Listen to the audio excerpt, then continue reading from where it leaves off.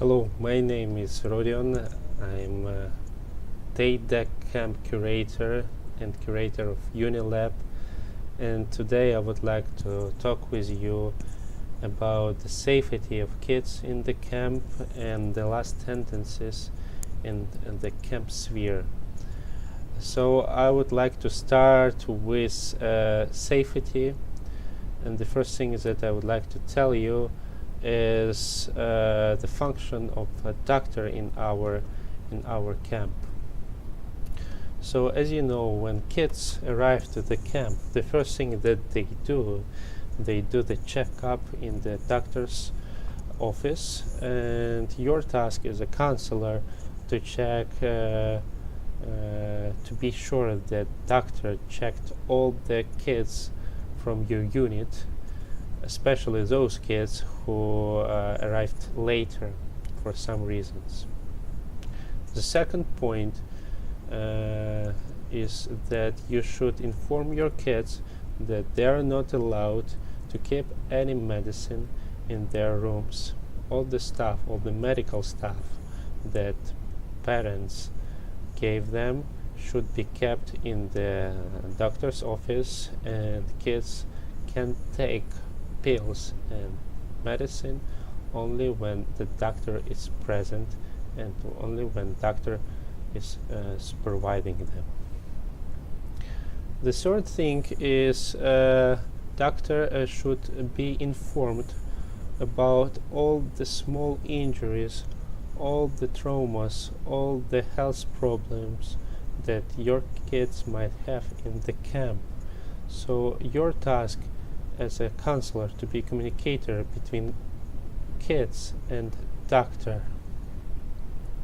And the fourth, the last but not least, that you as a counselor should know how to provide first aid as well. So at the end of this presentation you will find the file with the first aid. So let's go next, and the next point is a diet, and the things, the food, the products that kids eat in the camp. So on the first day, after the checkup, you will get the list of things that kids can or cannot eat from doctor, and you should follow the diet list that doctor gave you on the first day. Especially it's really important when on the first day kids arrive, they bring some food from home, from their parents, and during that long trip from city to the final destination, I mean to the camp, that food could become not really usable. Could become not really great for using. I mean, the term of that product could be over. So you should check it as well, especially dairy products, especially sausages and so on. So on the first 2 days, check their rooms for such products. If you see them, you should throw them away. The next excursion day, it's also important to remember about the diet on that excursion day. There are some kids that they are not allowed to eat something that from their diet list, but they might buy it during the excursion day. So you shouldn't allow them to do that. For the rest of the kids, you should allow to buy a lot of junky food, a lot of fast food, crisps, or some sweet drinks and so on. You shouldn't allow them to take it to the camp and share with other kids. The next topic is that there are no actually details when you work as a counselor. Safety first. Especially it's really important when you do some sport activities, when you do some physical events. So before you start doing something with the kids, you should check the condition of the area where you will do that. So there are it shouldn't be no nails in the fence. There shouldn't be any glass, any stones, and other subjects that could cause to injuries. And before every sport game, before every physical event, you should provide the instruction. You should explain kids that they shouldn't be brutal during the game. They shouldn't cause the injury of their friends, of their opponents, and so on. The next case and the next situations that we are going to discuss is the weather conditions, and it's really important to pay much attention on the temperature of air that we might have during the sports and physical activities. So it's not recommended to conduct such mass events when the temperature of air is above 28 Celsius degrees. Also, you should ask your kids every time when you have some mass, when you conduct some mass sports event, to put on some hats on their heads, and at the same time you should provide them the possibility to drink water at least once in 1 hour. So please be sure that there is enough water in the coolers, and then that kids could drink it anytime when they need that. The next thing is that temperature of air during the swimming pool, during the water procedures, should be not lower than 23 Celsius degrees, and the temperature of water should be not lower than 20 Celsius degrees. It's not the great idea to go to the swimming pool after the meal, so I recommend you to wait at least 30 minutes after it, and then two counselors with a group of kids can go to the swimming pool, and also the presence of a medical professional is really important. It's obligatory, so be sure that you have at least one counselor on the ground, one counselor in the swimming pool with kids, and one doctor who is supervising all that process. The excursion day is very important, especially for counselors, so we have to prepare it carefully. Before the excursion day, you should check the weather forecast. Especially it's important when you have such water activities as rafting, or when you have such extreme activities as hiking. So don't hesitate to check it on internet. So in that case, you will be ready to tell your kids what to wear, what to take, and you will be ready to take any stuff that you probably will need to take during that challenge, I would say. The next thing is that when you give mobile phones for your kids on excursion day, as we have the tradition in our camp, you should tell your phone and phone of your colleague, so anytime when kids are lost, they could call you back. The same to you. You should save all the contacts of emergency services, of admin staff, of your colleagues. It's better also to use that speed dialing service, so just clicking on button, you will contact everyone you need, and in that case you won't spend extra time for it. And it's also really important to emphasize that you need to charge your phone before the excursion, and you have to tell your kids to charge it. So in that case you won't have some cases that you need to find someone by the phone doesn't work. For kids, you can also ask them to switch on the location function, so staff can easily find them again when they are lost. So I hope those tips, those notes that I made during my work at the camp will help you. Let's go to the next topic. So the next topic of our today's conversation, it's the modern trends in the camp sphere, and many directors, many owners of camps very often ask the only question, what about tomorrow? How to make the program for kids interesting and useful. And as you know, what worked yesterday may no longer be the answer for today or for tomorrow. And so, as you know, our world dramatically is changing, and it needs some challenges. And especially it's true for a young generation.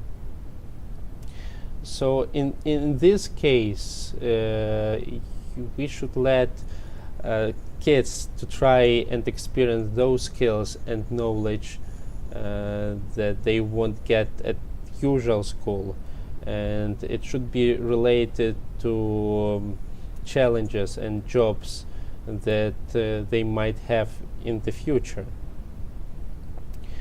So there are some trends and some steps that every counselor should lead to stay progressive and consistent. So the first is first plan, then act. So as I said before, you should think about the activities for kids that might have some practical way, and it could be the beginning of their career path, or at least it could teach them some really important skills for their self-development. Even if you need to lead such it's called usual activities, sport or hiking, try to plan and try to think what special you can bring and add to the program, and what stuff you need for that. Try to avoid only playing football or hide and seek. So try to widen the horizons of your kids, playing some unusual type of sports like hurling or let's say kabaddi. So but even if you have that situations that you have to lead just usual activities such as football, or as I mentioned before, rugby, or I didn't say before, but still, then try to present them some new facts. In that case, kids will get some new information that they didn't know before. We are talking about football. You can share some information about tactics, about different ways of catching the balls for goalkeepers. If we are talking about rugby, you can say how to defend the ball and so on. You can use some interactive materials that you will find on that preparation process from the internet. So make it all prepared, make it all progressive, not usual. The second is a focus on Generation Z. You know that technologies are quite important nowadays, and kids are addicted to using it. So it's really important to create such atmosphere, such area in the camp where kids could put their phones, put their devices down and do some outdoor activities. So try to think about the activity probably where they could spend their time without any phones at all.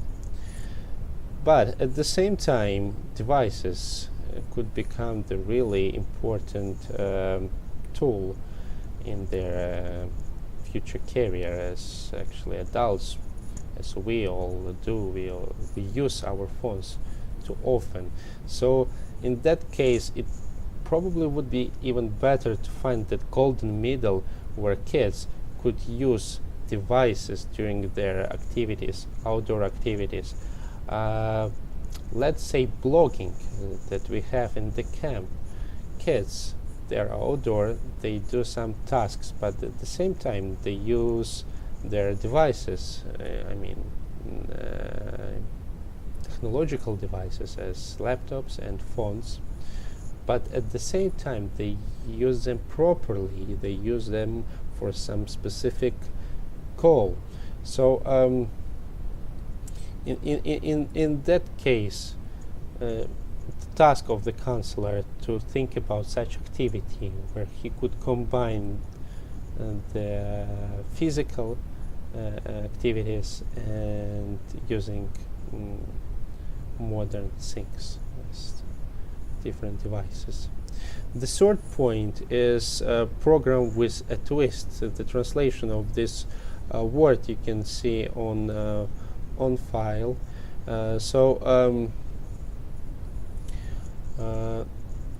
If you want to make the session unique and special, you need to think about program. So as it was said in the first point, try to plan it before you go to the camp.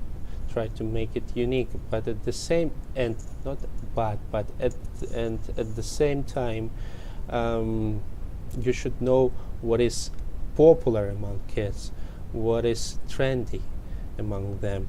So in that case, you could use such trendy things like Beyblades, or such trendy things like those twisting things, I don't remember how it calls, or different celebrities on YouTube. In that case, that you will create some activities that are related to it. Let's say blogging. You know that a lot of kids, they watch different blogs from different YouTube bloggers, so you can establish such activity, and actually we have that in the camp. Or let's say a lot of teenagers are really admire of modern scientists like Elon Musk and so on. So in that way you can present that thing in quite special way. The main thing is to make kids be interested in it, to make them living in the dream that you would describe. So it's what I call program with a twist. So to make it special, first of all, you should be into that topic. You should know what is popular among young generation. The next, number 4, one team, one goal. So your first task when kids come is to unite them, to make the team from them. And if you have some common business initiative, some project that you as a unit can do together, it would be just great for you to get the attention from kids, and it would be great for kids because they will have the attitude to you as a leader, and it's quite great combination to have some common goal to achieve till the end of the session. But as you can see from the 5th point, the last but not least, that I called, so what's next? When the session is over, it doesn't mean that you should stop doing those business initiatives with your unit. Let's say you both know that we had some social projects, and it would be great to continue them, not during the session but after the session. So let's say You could make some communities with kids online where you could discuss and keep doing that, or every Sunday, or let's say once a month you can have some meetings where kids meet with their counselors and they discuss the future perspectives of their business initiatives that they started in during the session. So such things like common business initiatives or social initiatives, such things as communication between counselors and kids will stimulate kids to return to the camp, because they will have friends that they like and that they speak with. They will have counselors that they trust. So in that case, we also create that loyalty probably, yeah, loyalty. But in any case, those things, those steps will help you to stay progressive, will help you to make the connection between staff and kids. And we started talking about progressive camps. It would be great to watch the short video about camps in China. And even in the conference that our team was, we could see a lot of representatives from this country, and this country really put much efforts, much attention, much money, much time on developing that industry. And let's have a look how they make those camps in the country special. I'm joined from New York by Fanghua Jiang. She's the founder of the Children's Cooperation Center. Thank you so much for joining us. Thank you, Eileen. So why are more and more Chinese parents spending a lot of money on summer camps? How did this trend begin? I think the trend probably started about 5 years ago. And in certain area in Shanghai, Beijing, or Guangzhou, probably started even earlier.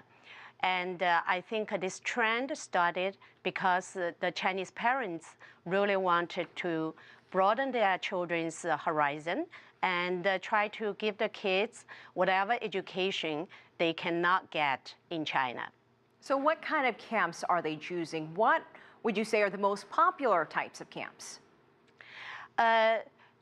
Starting from the beginning, the first trend was academic camp. And the academic really include test prep, such as SSAT, also including SAT, or even some lower level, let's say ERB, and but then also include advanced studies, for example, writing classes, reading classes, and science classes. And then later on, this trend started to venture into arts and sports, and nowadays, probably even venture into, as a whole person education, character, including also public speaking, debating, performing arts. So it's not just academic. Is it more, would you say, these days, enrichment, hoping to spark a passion in their child? Yes. The trend is definitely going toward a whole person education, and also try to bring the equivalent to the Chinese students' education to be similar as much as possible to the American students' education. You know, it's hard because as a parent, you want to give your child the best opportunities, but it also creates a lot of pressure to keep up with other families who are doing the same thing. Can you talk about sort of that peer pressure to keep up with everyone? Yes, it's a lot of the pressure for the Chinese parents to keep up. And first of all, the Chinese parents, they need to keep their children in terms of on par or excellent in terms of their students, their kids' academic performance.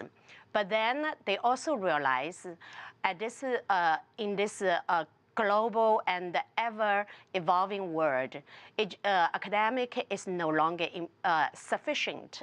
So they want their kids to have other type of skills or characters and the so-called soft skills. And in order to keep up with those soft skills training, there will be a lot of financial responsibilities from the parents' perspective. It does get expensive. Fang Huajiang, thank you for joining us from New York.